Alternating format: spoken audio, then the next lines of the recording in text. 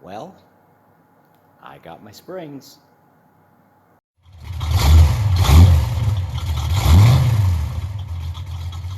In a previous video, which I'll link above, I took some springs to KW Spring. They're from a Chevy Silverado, and I had them shortened from the standard 64 inches down to 42 inches so they will fit my Ford frame.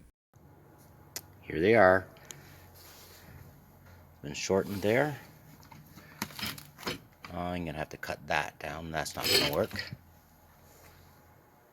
They look perfect. Very happy. So I decided to take the helper springs off. I don't think I'm gonna need them, but if I do, I can always put them back. So once I see them, I'll ask.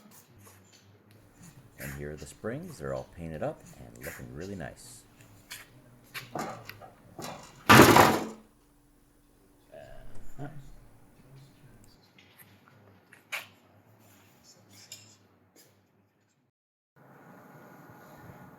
So I have it on 4 wheels now. Front wheels, back wheels. So I've got my front spring mounts in. Those are actually S10. I've got them tack welded in right now. Once I confirm that everything's in the right place, then I'll weld them in completely and fully. Springs are there, springs are looking good. And I've just, my rear shackles and shackle brackets, I've just got those clamped in there for now. Again, until I confirm exactly where everything has to go. And then I'll weld it in solid. Also patched.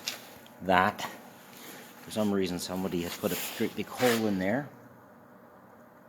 I don't know why, but I need this part of the frame. I need this part of the frame here. I need this part to be stronger. So start off by doing that. I will have to put in some kind of reinforcement inside there for the shackle bracket. Unfortunately, I can't box it because the gas tank mounts in these 3 holes. So I have to leave this open at least enough to get the bolts in to bolt down the gas tank. So I'm not sure if I'll put a big flat piece of steel along the bottom there, or I'll put something in between to stiffen it up. But that's the plan there. So we're moving along. Next step is I got to empty things out of there, cut out in the floor for my C notches, and hopefully Tuesday we'll be able to drop the body onto the frame for the first time.